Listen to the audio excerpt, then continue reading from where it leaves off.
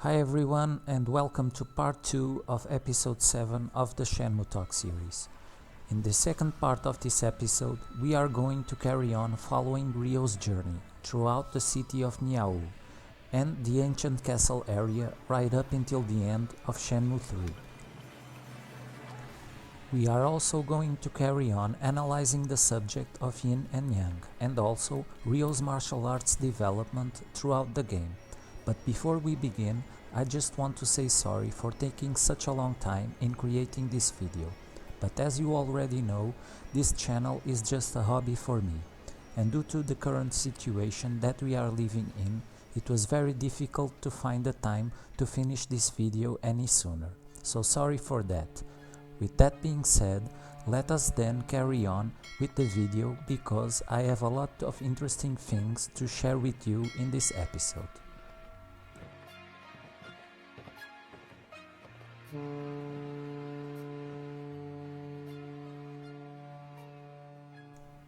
As we all know, after leaving Bailu village, Ryo and Shenmue travel by boat to the riverside town of Niaowu in hopes of finding out the whereabouts of Yuan, Shenmue's adoptive father. After settling in at Hotel Niaowu, Ryo starts his investigation around the city and soon finds out that a local gang called the Red Snakes might be behind Yuan's kidnapping. During his investigation, Ryo would soon find out that this local gang has been causing all sorts of trouble around Niaowu. They have been extorting and threatening shop owners around town and have been also pillaging local shrines and temples. After trying to track down the whereabouts of the Red Snakes for several days, Ryo finally finds out that they gather around the Golden Goose VIP room. There, Ryo would confront the gang members once again and would finally find out where they took the stonemasons after interrogating one of its members. Unaware of the danger that he would face, Ryo decides to head on straight to the Red Snake's hideout in hopes of rescuing Shenmue's father. It would be here that Ryo would find a new and formidable foe, to which he would lack the skill to defeat.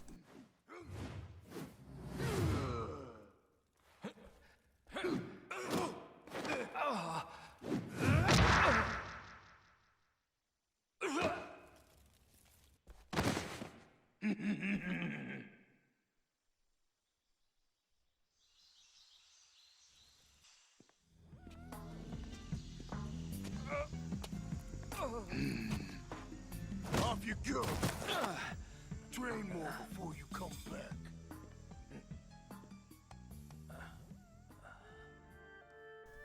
This event would confirm that Ryo still continues to be reckless in his actions and, as a consequence, he was defeated by the leader of the Red Snakes because he was unprepared and lacked the proper martial arts training to defeat him. Even so, he still tries to give it another shot, but this time around he takes his friend Ren with him.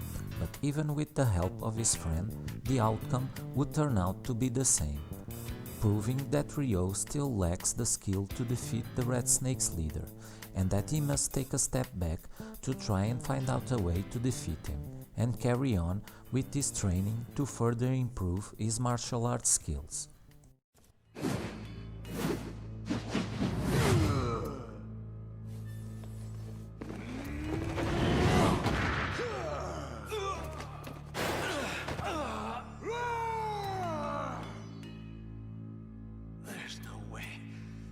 Take this gorilla.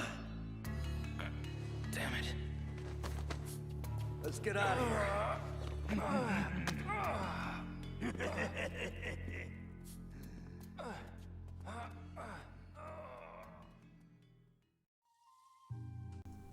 Meanwhile, after having been defeated by the leader of the Red Snakes, Ryo and Ren head back to Hotel Niaowu.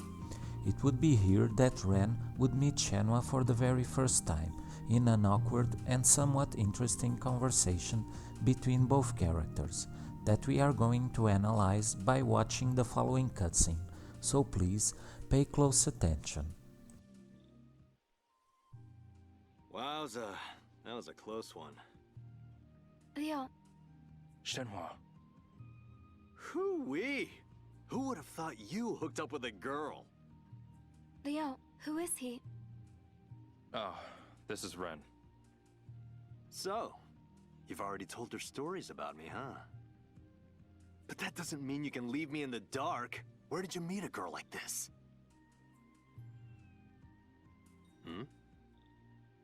What's the matter, Ren? Never mind. It's none of my business. I'll see you around. Seriously, that guy. Maybe we should turn in for the night. Sure. Sweet dreams, Leo. Good night. So, as we have seen in the video, when Ryo and Ren arrive at Hotel Niaowu, they meet up with Shenhua. Ren is immediately surprised by her presence and the fact that Ryo is with her. Fascinated with Shenhua, Ren tries to use his charming skills on her, but he abruptly gives up and decides to leave all of the sudden for no apparent reason. I believe this happened because, judging by the body language of both characters, it seems that Shenhua used her telepathic powers on Ren, just like she did with the leader of the thugs in Bailu village, and that Ren sensed something strange, like she was reading his mind, or that she said something to him that made him leave so abruptly. I think that this cutscene is yet another confirmation that Shenhua is indeed the most interesting and intriguing character in the Shenmue series, and that there is still a lot to uncover about her character in the story of Shenmue. Carrying on with Ryo's journey, the next day he meets up with Ren to figure out a way to defeat the leader of the Red Snakes.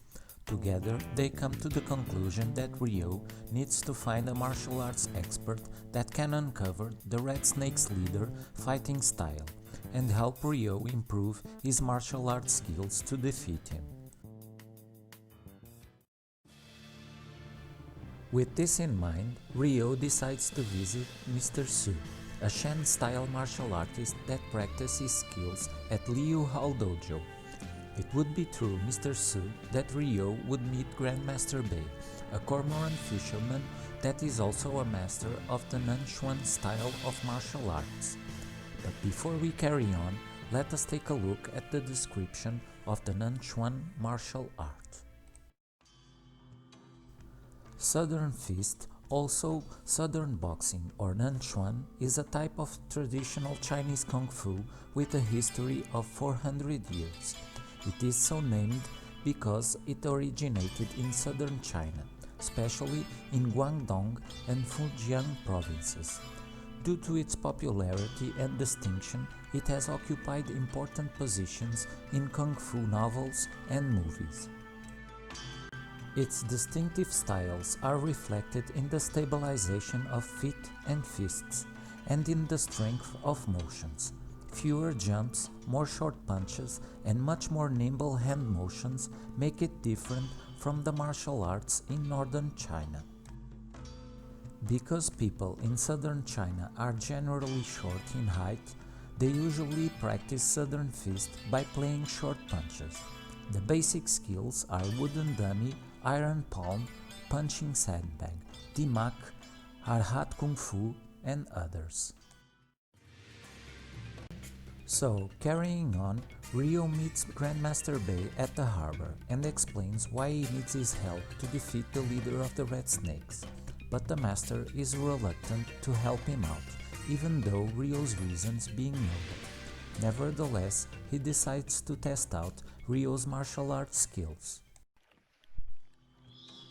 Grandmaster Bei, Why do you call me Grandmaster? I heard you taught Shi Kung Fu. You know Sure? I do. What do you want? I'd like to ask you about a Kung Fu style. A style? It uses a particular stance. Go on. He kept his head low and his arms raised behind him. Do you know what this style is called? Why do you seek this information? A friend was kidnapped by the Red Snakes. The Red Snakes, you say? I want to know the style their leader uses. If I knew his style, I could potentially find a weakness. So you wish to fight for the sake of this friend of yours? I'm sure you, of all people, understand that martial arts cannot be learned overnight. You must really have your back against the wall. If you know, please tell me. Even if there was a technique, you must possess the basics to be able to use it. Then test me, please. I suppose a friendly spar would help to pass the time.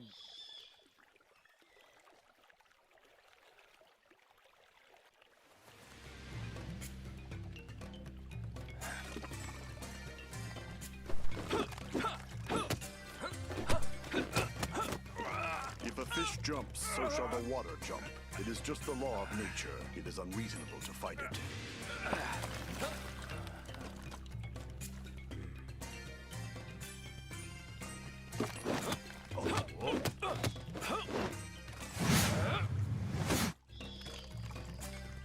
Be a tree in the wind. Go with the flow.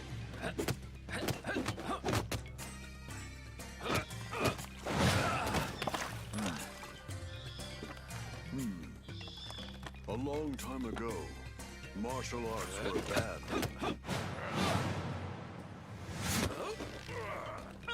But humans are interesting creatures. They practiced in secret, away from prying eyes, and became stronger. One even practiced atop this very boat. Non-Tren survived the ban and was passed on in this way.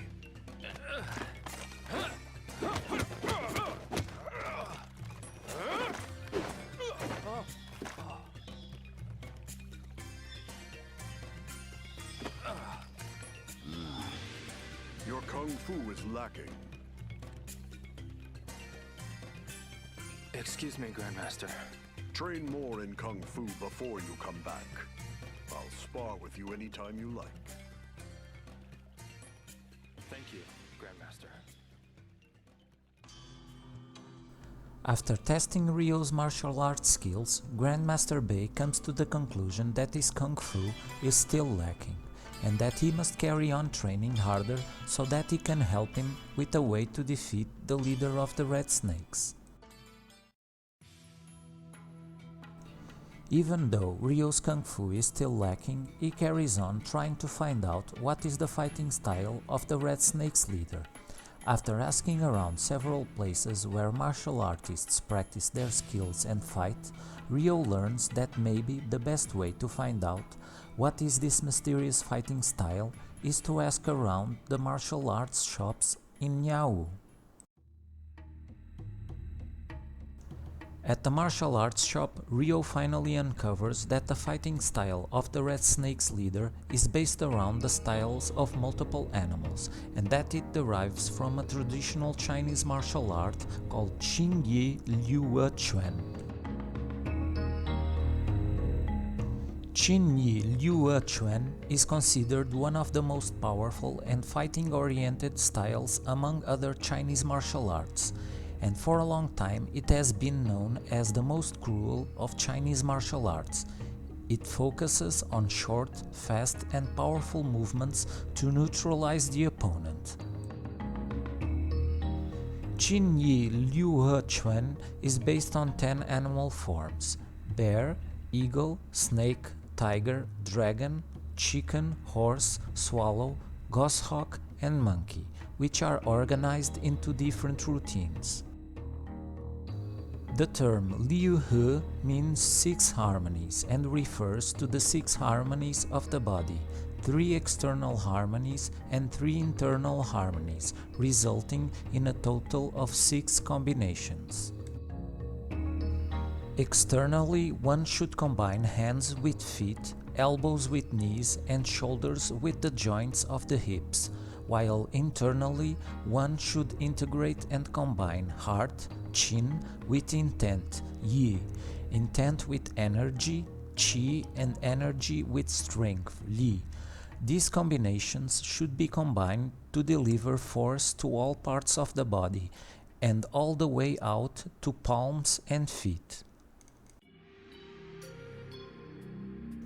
After uncovering the leader of the Red Snake's martial arts style, Ryo also learns at the martial arts shop that there is a Bajichuan signature move that might be able to help Ryo defeat him, but to learn the move, he has to find a Bajichuan arcane book. Ryo manages to find the Bajichuan arcane book for sale at the Heaven's Fist martial arts shop in Niaowu. To acquire it, Ryo would have to work hard since the book was very expensive, but this did not detract Ryo from obtaining it, and eventually he would gather the money necessary to buy it. Finally, Ryo acquires the Bajichuan arcane book that teaches the reverse body check move, one of Bajichuan's signature moves and one of the most powerful in Chinese martial arts. But there is a problem. The last page of the book is missing, and without it, Ryo can't learn the move. Ryo then decides to ask Grandmaster Bei to help him learn the reverse body check. Although Ryo has acquired knowledge in the martial art of Bajichuan from both his father and Master Li Xiaotao, it still wouldn't be enough to convince Grandmaster Bei to teach Ryo the Bajichuan signature move. The master still thinks that Ryo's Kung Fu is not powerful enough for him to teach him the reverse body check, but he accepts to teach the move to Ryo if he manages to defeat the White Dragon of Wushan Hall in combat. By training hard and improving his martial arts skills, Ryo's Kung Fu would become more powerful and eventually he would manage to defeat the White Dragon of Wushan Hall in combat and prove to Grandmaster Bei that he was ready to learn the reverse body check. Finally, Ryo learns the Bajichuan signature move that will allow him to defeat the leader of the Red Snakes. But before carrying on with Ryo's journey, we are going to analyze Ryo's martial arts training in Shenmue 3, because I believe it was very important and also one of the main reasons why Ryo managed to learn both body check and the reverse body check in such a short time. So, Ryo's training exercises in Shenmue 3 were composed of horse stance, 1-inch punch, and rooster steps.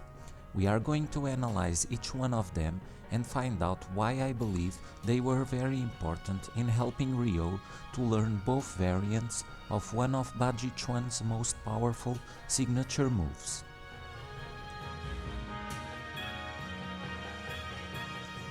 The horse stance is a common posture in Asian martial arts and takes its name from the position assumed when riding a horse. It is called Mabu in Chinese, Kibadachi in Japanese, and Juchum Seoji or Anun Seoji in Korean.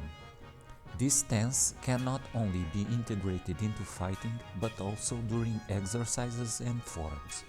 It is most commonly used for practicing punches or to strengthen the legs and back. Many people, including Kung Fu instructors, have read about the importance of the horse riding stance, often mentioned in Kung Fu classics, but not many people practice this stance arduously. There are two main reasons. One, they do not believe that such stance training can really develop internal force. Two, they often practice the stance wrongly. Indeed, it is difficult for initiated persons to believe how by merely remaining at a horse riding stance, one can develop not just internal force, but tremendous internal force. Many think that the purpose of this stance training is to develop leg muscles and a solid base. If one wishes to develop leg muscles, he would probably do better with weight training. Developing a solid base is only one of the objectives, and it is only partially correct. Stance training not only gives you a solid base, but also makes you agile. The main purpose of the horse riding stance training is not just training the body, but training energy and mind. It is a marvelous method evolved by masters through the centuries, where the practitioner's form is reduced to the bare minimum, so that he can focus on training his energy and mind. Because the form is simple, it is easy for the initiated to make mistakes. The most serious mistake is that they are tensed although they think they are relaxed. The next most serious mistake is that after some time their stance is not upright. So, as we have read, the horse stance exercise that Ryo practices in Shenmue 3 helps to strengthen the legs and back, which develops a solid base, because these are two fundamental parts of the body needed to perform both Bajichuan signature moves. This exercise also trains Ryo's energy and mind, which will allow him to develop the internal force needed to effectively deliver the blow of both body check moves onto his opponents.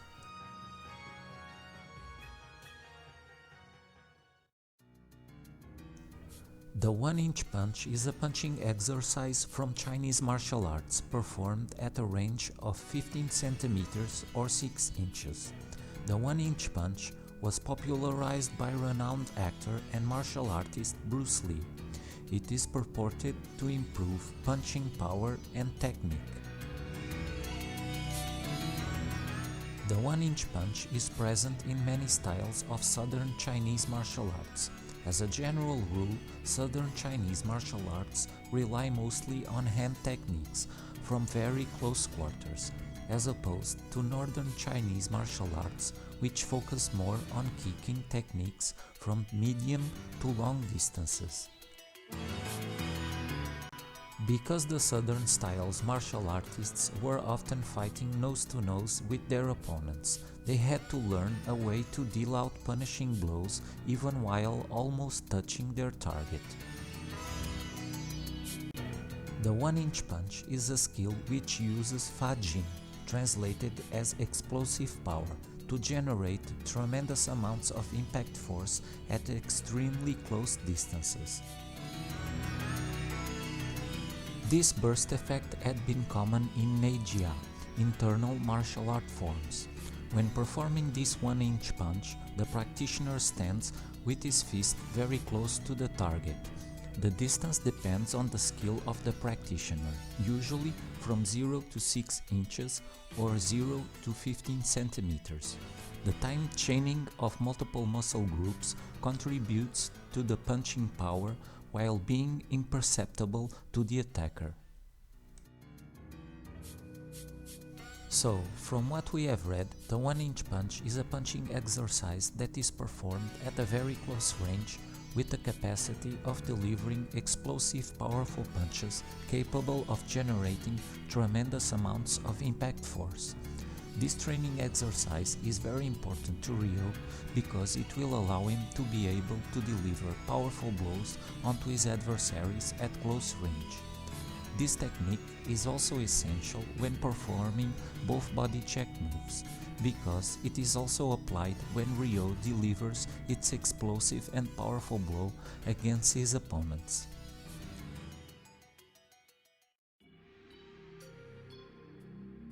The rooster steps exercise derives from the traditional Chinese martial art of Baguazhang, being the rooster a part of the 8 animals system that compose the Baguazhang's Yin style.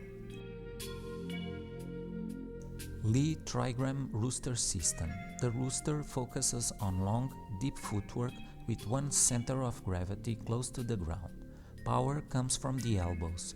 The rooster's striking methods are dodging, extending, lifting, shifting, entering, whipping, rushing, and stabbing.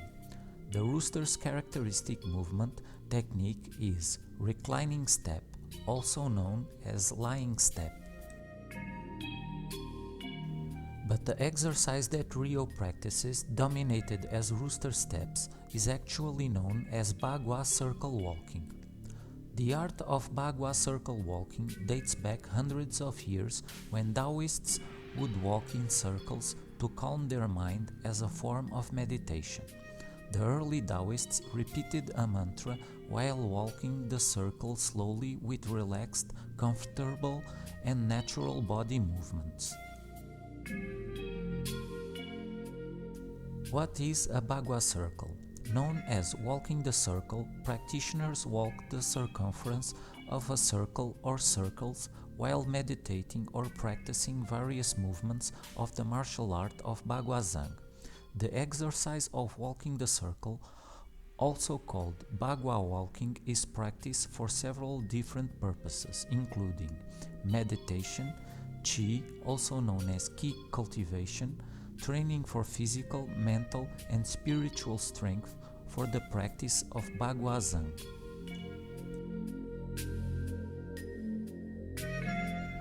The Chinese word Bagua Zhang, when broken down by character, literally translates to 8 trigram palm.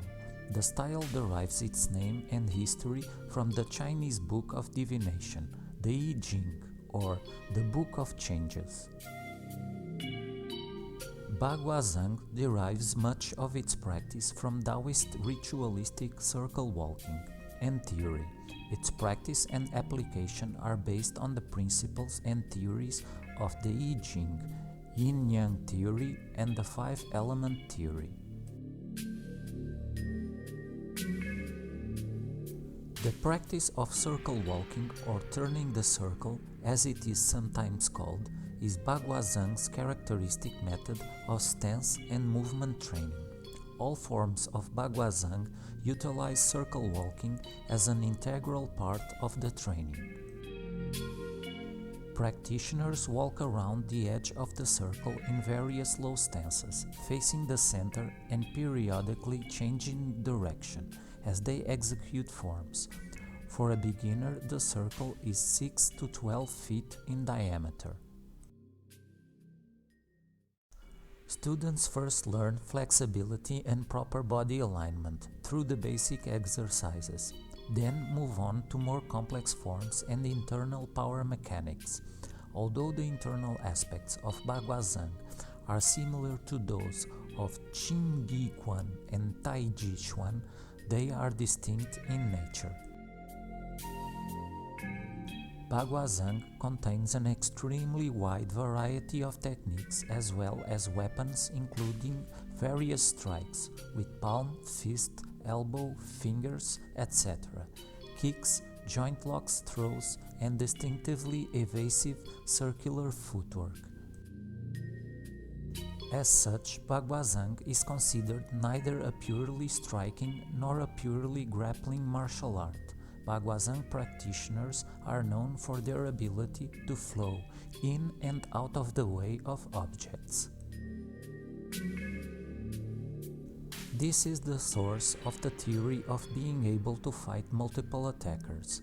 Bagua Zhang's evasive nature is also shown by the practice of moving behind an attacker so that the opponent cannot harm the practitioner.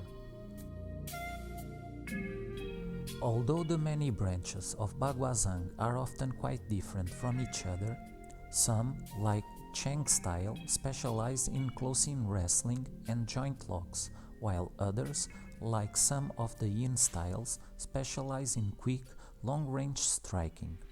All have circle walking, spiraling movement, and certain methods and techniques, piercing palms, crushing palms, etc. in common. Bagua Zhang's movements employ the whole body with smooth coiling and uncoiling actions, utilizing hand techniques, dynamic footwork, and throws. Rapid-fire movements draw energy from the center of the abdomen. The circular stepping pattern also utilizes up centripetal force, allowing the practitioner to maneuver quickly around an opponent. As we have read, the Rooster Steps exercise or Bagua circle walking is a method of training that had its origin in the martial art of Baguazhang, a martial art that has its practice and application based upon the principles and theories of the I Ching, Yin and Yang, and the 5 elements. Theories and principles that have been already analyzed in previous episodes of the Shenmue Talk Series, and that will also be further analyzed in this episode as well. In fact, if we pay close attention, we will notice that the symbol of Bagua, which incorporates its 8 trigrams surrounding the symbol of Yin and Yang at its center, can be found around numerous locations in Shenmue 3. Being the most evident on the floor of the Wushan Hall fighting arena, showing us that this martial art and its principles were indeed a source of inspiration in Shenmue 3. In sum, the practice of Rooster Steps or Bagua circle walking has its aim in the improvement of one's flexibility and proper body alignment, while also training one's ability to evade and maneuver quickly around singular and multiple opponents. This exercise is also essential to Ryo because it will allow him to evade his opponent's blows and get closer to them in order to perform both body check moves.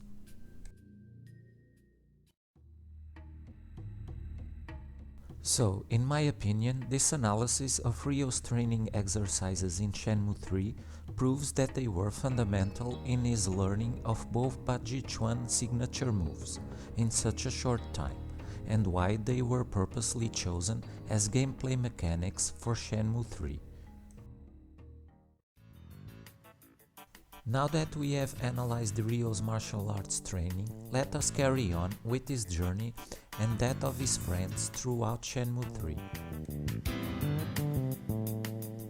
After having learned the reverse body check from Grandmaster Bei, Ryo and Ren decide to take down the leader of the Red Snakes once and for all. But when arriving at their hideout, the gang and its leader are nowhere to be seen. Instead, they meet up with a young woman that Ryo had previously encountered several times in the streets of Niaowu. Little did they know that they were facing a new type of enemy that uses her wits and her cunningness to deceive her adversaries. Although being unaware of her true nature and identity, strangely, they do not question her reason to be in such a place all by herself either, and engage in a friendly conversation with her. They start by questioning the young woman why the Red Snakes and their leader are nowhere to be seen, to which she replies that she had them leave because that land belongs to her. She also ends up informing Ryo that when they left, they also took a young lady with them. Without suspecting that this young girl could be Shenmue, Ryo and Ren decide to leave and head back to Hotel Niaowu. When they arrive at the hotel, Ryo is informed by the manager at the counter that a young woman had left him a letter. The letter says that if Ryo wants to save her friend, then he must take the mirror with him to the old castle. It is at this moment that Ryo realizes that he was deceived by the woman at the Red Snake's hideout. Sensing that Shenmue might be in danger, Ryo's recklessness kicks in once again, and he immediately decides to try to save her. But thankfully Ren is there to stop him and advises Ryo that there is nothing that they can do for the time being, and that it is better for them to meet the next morning at the port to hatch a plan. Ryo takes Ren's advice and meets up with him at the port the next morning. Ren's plan is to trade Shenmue for a fake replica of the Phoenix Mirror that he found in one of Niaowu's antique shops. But Ryo does not agree with Ren's plan because it might put Shenmue in danger if they found out that the mirror is a fake. Either way, they have to find a boat to get across to the other side of the river, so it is up to Ryo to find one while Ren prepares something he has in mind for the journey ahead. At the docks, Ryo tries to find a fisherman that can give him a boat ride to the other side of the river. Unfortunately, Ryo doesn't find any that was available or willing to give him a ride to the other side. With no other choice, Ryo's last resort is to ask Grandmaster Bei. At first, Master Bei is unwilling to help out Ryo and advises him that the old castle is a very dangerous place and that the odds are against him. But even his advice could not change Ryo's mind, so in the end he decides to help him out. The master tells Ryo to wait so that he can prepare the boat to get them across the next day. In the next morning, Ryo heads out to the docks determined to cross the river and rescue Shenmue. And to his surprise, he would not be alone, since Ren gathered up both Mr. Su and Shilin to help them out.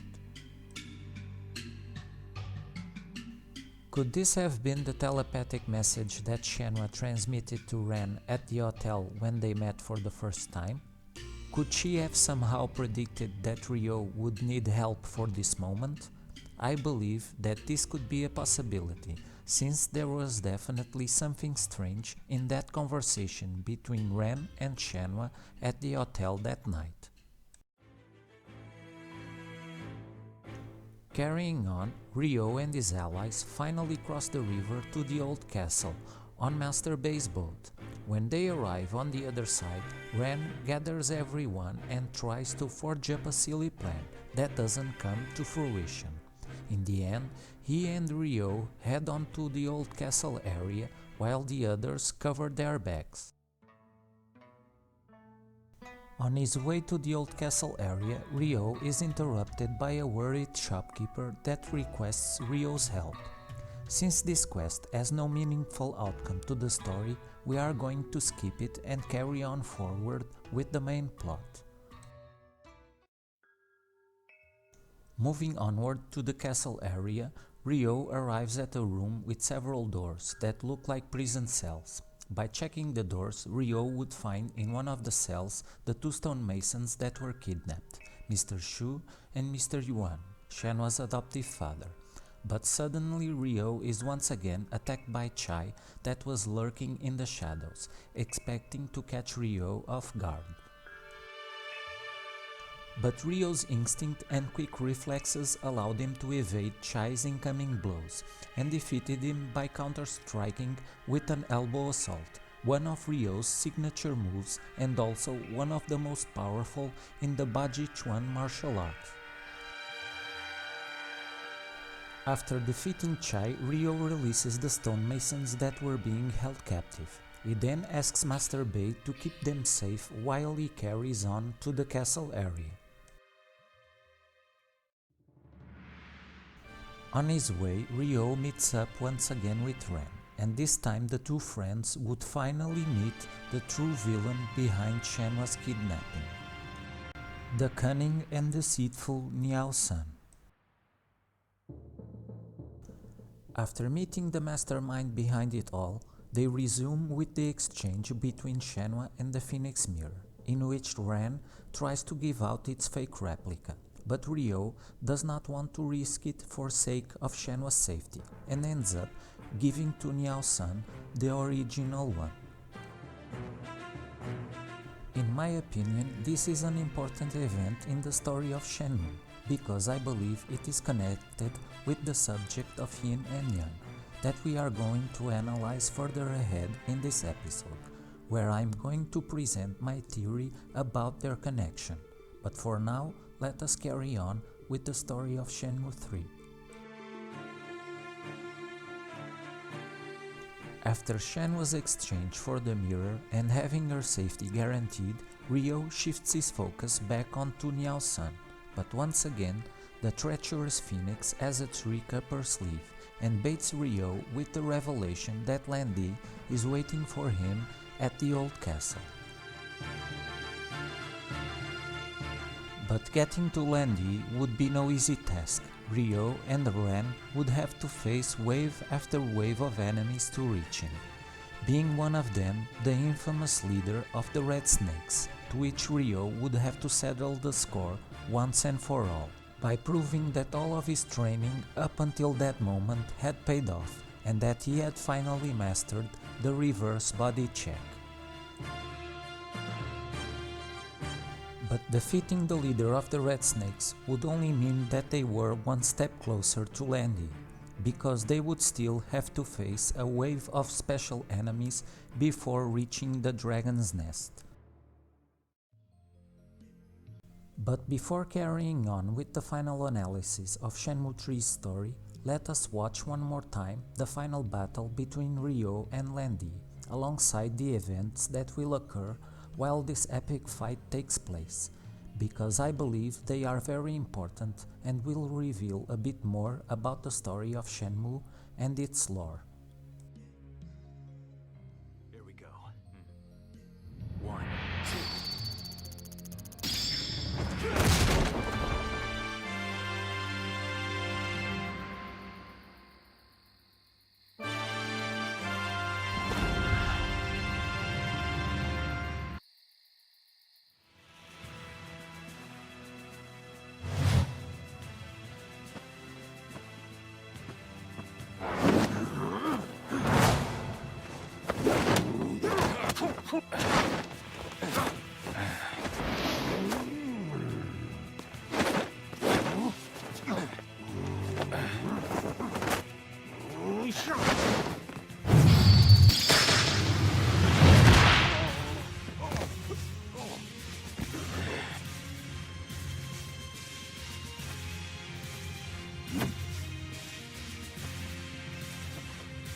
Hey, I've got this one.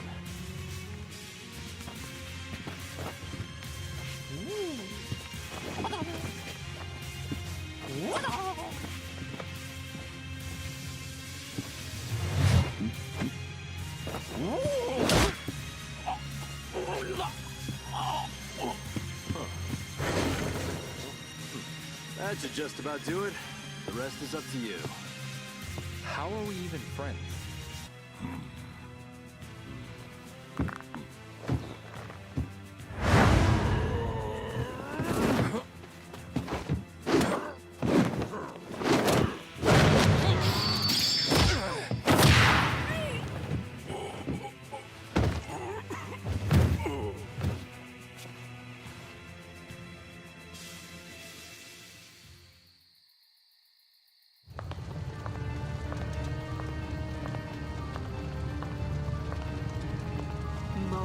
Show no mercy. Yes, ma'am.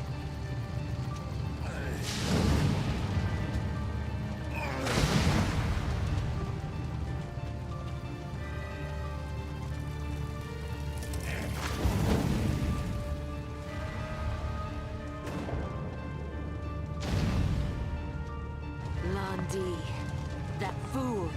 The Chio men belong to me now. I'll burn Landy and the rest of it down.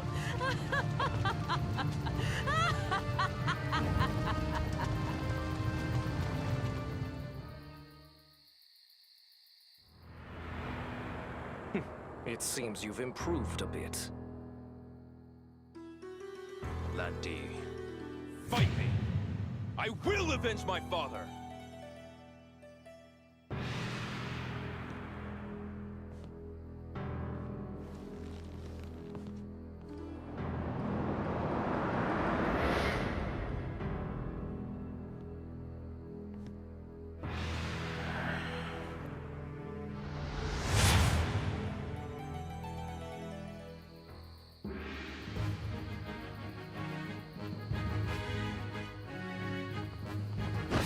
Predictable. Pathetic.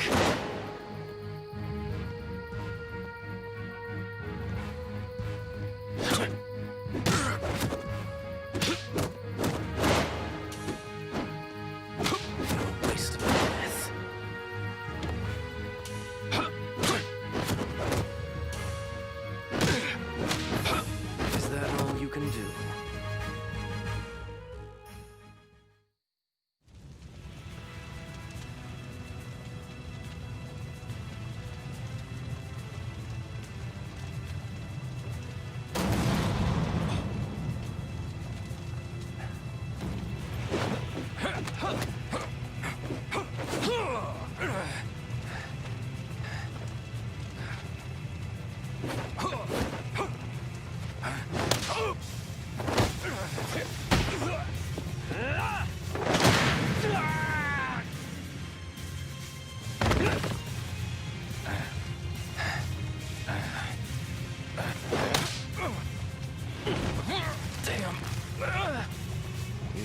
death wish, don't you? Then allow me to reunite you with your father. Hey, isn't this what you're after? Let go of him and I'll let you have it.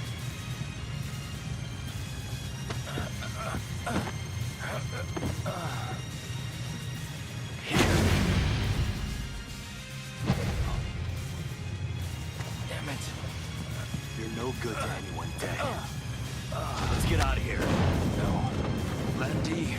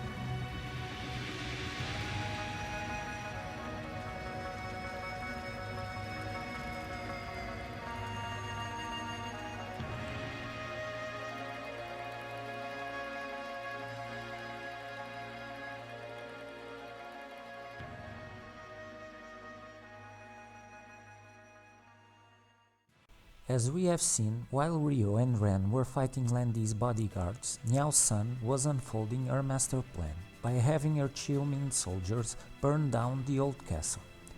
This event is an important revelation because it confirms what Shenmue fans had uncovered a long time ago, that Niao's son is indeed the Chiumin leader associated with the mythological creature of the Phoenix. If we pay close attention to the chart in this image, with the area highlighted in red, we will notice that almost all of its elements can be associated with Niao's son. Some of these elements become more apparent if we analyze her character model. As we can see in this image, it is quite clear her connection with the mythological creature of the Phoenix, due to the motif stamped in her dress, just like its red color that is also associated with the 5 elements theory that we are going to analyze further ahead. The other elements that also connect Niao's son with the mythological creature of the Phoenix are also her name that when translated reveals its connection with feathered creatures. The fire element is also an evident connection between her and the 5 elements theory. As for the south direction, it has its connection with her territory, mainly the city of Niaowu, that has its place in the region of Guilin, a region located in the south of mainland China. The city's name, Niaowu, which translated means birdhouse, is also clearly associated with Niao's son, not just because it bears her name, but also because it reveals its connection with feathered creatures, and it is also a reference as it being her territory. So, as we have analyzed, it is quite clear the connection between Niao's son and the mythological creature of the Phoenix and the 5 elements theory. Further ahead, we are also going to analyze her connection with the subject of Yin and Yang, but for now, let us carry on with the story of Shenmue 3. After having defeated Landy's henchmen, Ryo turns his attention towards avenging his father's murder by challenging Landy to the most epic fight Shenmue fans had been eagerly awaiting for almost 20 years. Landy acknowledges that Ryo's skills have improved a bit and accepts his challenge, giving him the opportunity to avenge his father's death just like Landy did with his. But Ryo's martial arts skills still proved to be no match against those of Landy's. Ryo tries his best, but as almost all of us expected, this fight was already lost even before it had begun. Fortunately for Ryo, he can still count on with his friends, like Ren, when noticing that Ryo was in grave danger, decides to intervene and bait Landy with the fake replica of the Phoenix Mirror in exchange for the life of his friend. Landy accepts the trade and releases Ryo from his grasp, expecting Ren to live up to his part of the bargain. But Ren suddenly throws the mirror out of the window, distracting Landy, allowing him to escape with Ryo the burning flames that were consuming the old castle. In my opinion, this event is very important because it carries with it a symbolic meaning which is connected with the subjects that we have been analyzing throughout this episode. To better understand why, we are going to recap and analyze the part of the scene which I think is the most important.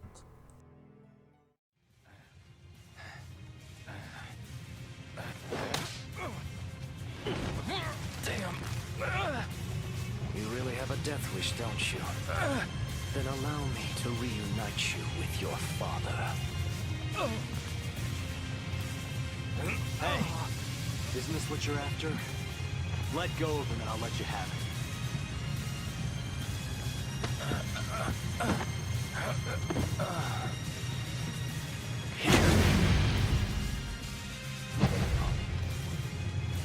Damn it.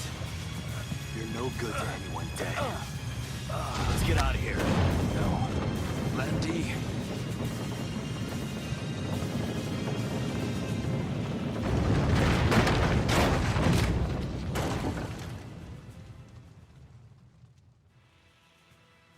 The part that we just saw is, in my opinion, the most important in the final moments of Shenmue 3, because I believe it is when Landy fully realizes who is the one behind all of the events that are occurring at that moment. It is more precisely when Ren throws the fake replica of the Phoenix Mirror through the window.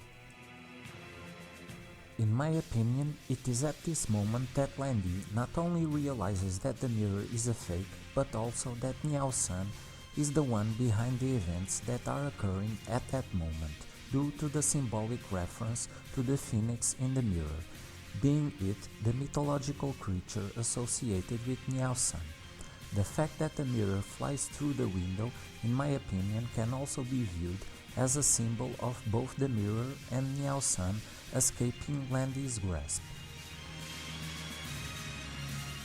But there is yet another symbolic reference in this cutscene that I believe is very important and that we are going to analyze as well. In the final moments of this cutscene, we see Landy staring out the window, completely motionless, and as the camera pans out, some of the wooden frames from the room and some plaques fall from the ceiling and are consumed by the flames.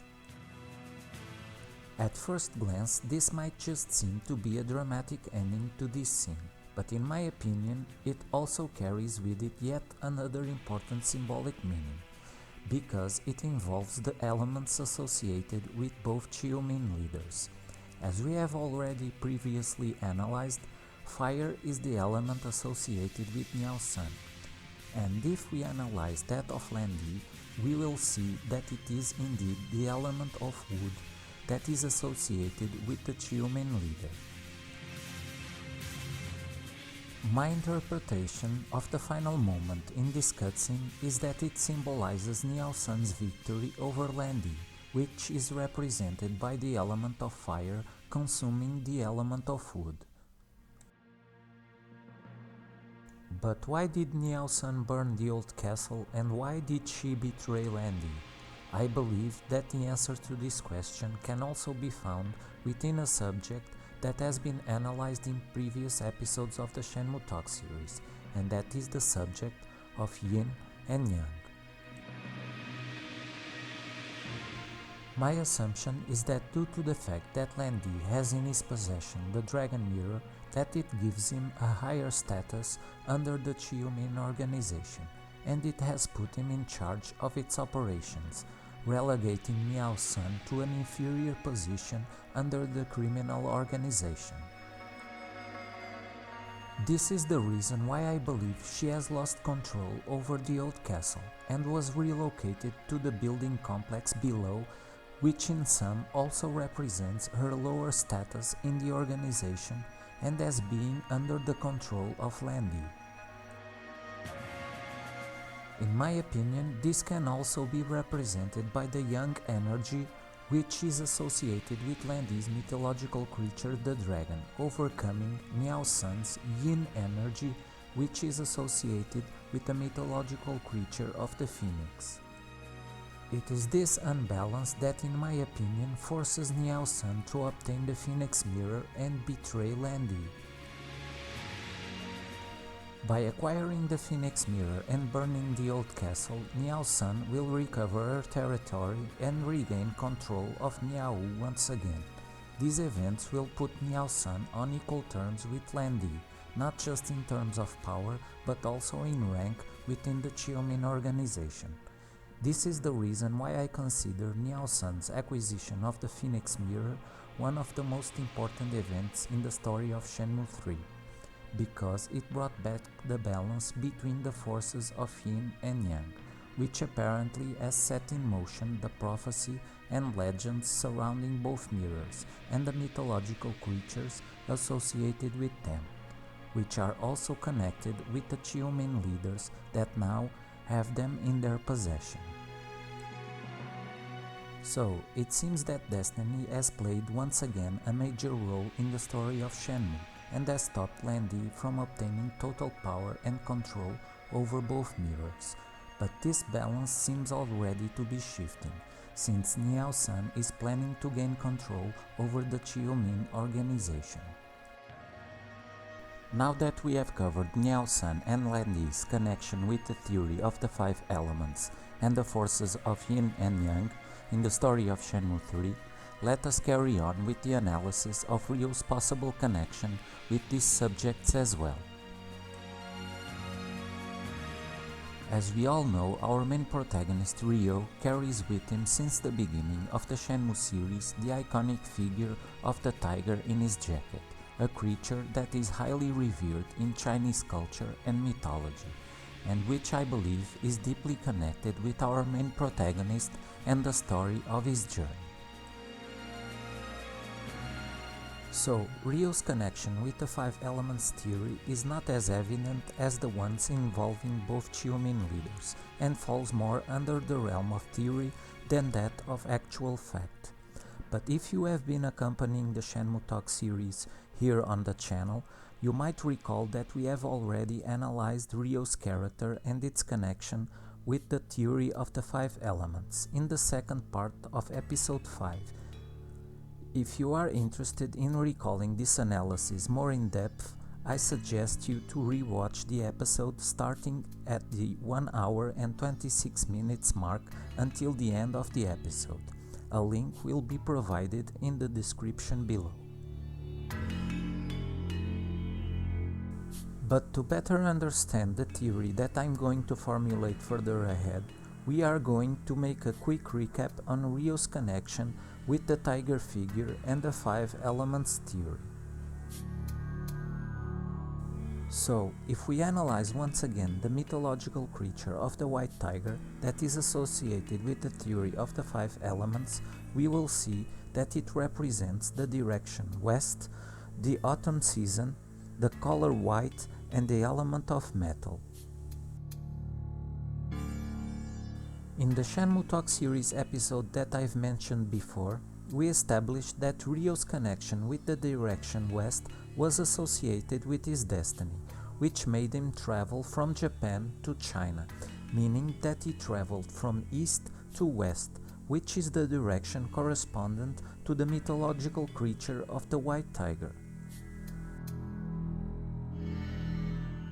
As for the element of metal, we established its connection with the morning star. This star is a reference to Ryo in Shenmue's prophecy, which involves our main protagonist. The morning star represents the planet Venus, which is one of the brightest objects in the sky. That's why it is referred to in Chinese culture as being the metal star. Its connection with the white tiger derives from the fact that Venus is the planet associated with this mythological creature, which in sum also represents the element of metal. The white color apparently seems to have no connection whatsoever with Ryo, but I believe this is because the story of Shenmue was originally created as the Virtua Fighter RPG, which had its main protagonist, the Bajichuan martial artist Akira Yuki. Akira's outfit and iconic headband are white in color, which may establish its connection with the mythological creature of the white tiger. In fact, among the many Bajichuan signature moves that Akira performs, there is one called Byakuso Shoda, which when translated means White Tiger Twin Palm Strike, which in my opinion is a clear reference to the mythological creature. This move is also known in Shenmue as Double Blow and was taught to Ryo by Yamagishi-san at Suzume Park.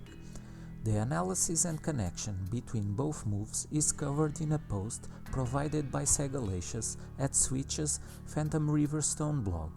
I'll be leaving a link in the description in case you might be interested in reading more about this topic. Another element that connects Ryo with the figure of the tiger is the mysterious scroll found in the Hazuki dojo. The scroll teaches a secret martial arts technique that is written in poetry form and can only be understood by someone who has received verbal instructions from the master who wrote it. The scroll contains the painting of a tiger, and the poetry written in it describes its powerful nature. The fact that this technique is coded in poetry form suggests that it is probably deadly. Perhaps it can even be the move that will help Ryo defeat Lan Di in his quest to avenge his father's death. So, as I've said before at the beginning of this quick recap, Ryo's connection with the Five Elements theory and the mythological creature of the White Tiger falls more under the realm of theory than that of actual fact. But from what we have analyzed here, I believe there is indeed a strong connection between Ryo and the iconic figure of the tiger. This brings us to my next theory, which involves Ryo's connection with the forces of Yin and Yang, and that of our main villain and Ryo's rival, Lan Di. As we already know, the dragon and the tiger are two mythological creatures that are highly revered in Chinese culture and are also a representation of the forces of Yin and Yang. But what connection might our main protagonist Ryo and its arch-enemy Lan Di have with these forces that are also represented by these mythological creatures?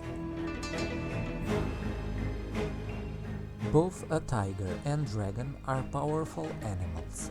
The tiger represents the yin, and the dragon represents the yang. The basic aim of Qi energy is to maintain the balance between these two opposing and powerful forces. The logic behind the selection of these two animals is that a tiger and a dragon play an important role in China's martial arts discipline, depicting the rivalry between the two. The dragon is offensive in nature, whereas the tiger is more defensive. The dragon is the celestial guardian of the east, whereas the tiger is the celestial guardian of the west. Dragons and tigers are traditional enemies. The dragon has a long history in the Chinese culture, representing the Chinese emperor and the descendants of god dragons, and those claiming to be of royal blood. The tiger, who opposes the dragon, is known to bring luck and prosperity. It is a very important symbol in Feng Shui, an ancient art of China that balances the energies of the surrounding areas, which takes care of the health and wealth of a family. From the above, we know that dragons represent the Chinese emperor, who ruled over the world. But in an attempt to maintain order and balance, the earth that was held hostage by the dragon, and the tiger challenged it.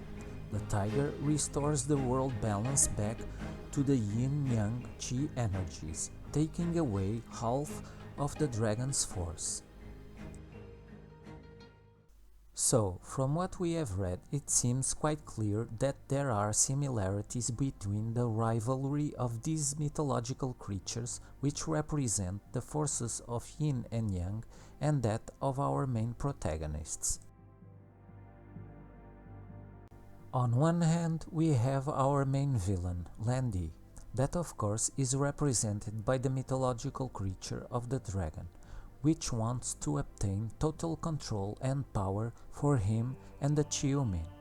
On the other hand, we have our main protagonist, Ryo, that is represented by the tiger, and although in his mind his main objective is to avenge his father's death, I believe that his true purpose and destiny, just like the tiger, is to bring back the balance and harmony between the forces of Yin and Yang by stopping Lan Di from achieving his goal.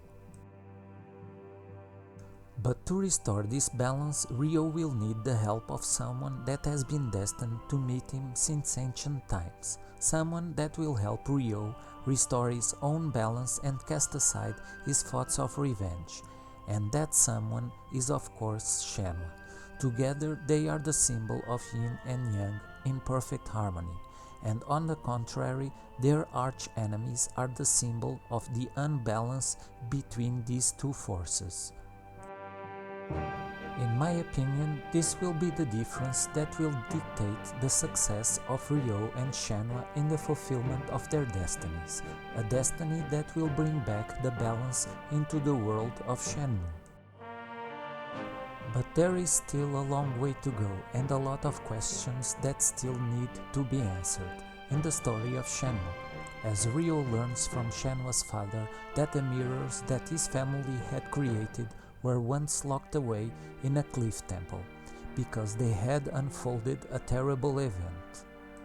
The mirrors were entrusted to Lan Di's father, Zhao Sunming, that had them retrieved from the temple before they fell into the hands of the Chiu-Min.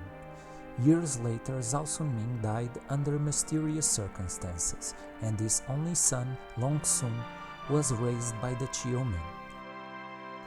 This information seems to indicate that Lan Di's reason for avenging his father's death was based upon a lie given by the Chiu-Min with the intent of raising him with this motivation for the sole purpose of capturing the mirrors in mind. The whereabouts of the mirrors were then lost until that fateful day at the Hazuki dojo that unfolded the prophecy surrounding the destiny of our main protagonist, Ryo Hazuki, which began an epic journey that gave rise to one of the most passionate fan bases in video game history that are eagerly awaiting the announcement of its next chapter. Let us hope that in the near future all of its fans and Yu Suzuki can also bring back the balance needed to take this epic journey to the end. With this in mind, we have also reached the end of another episode of the Shenmue Talk Series. I also hope you have enjoyed this episode and that you keep on supporting the Shenmue series to the end. So be sure to like, share, comment and subscribe if you are new to the channel. And as always, see you next time.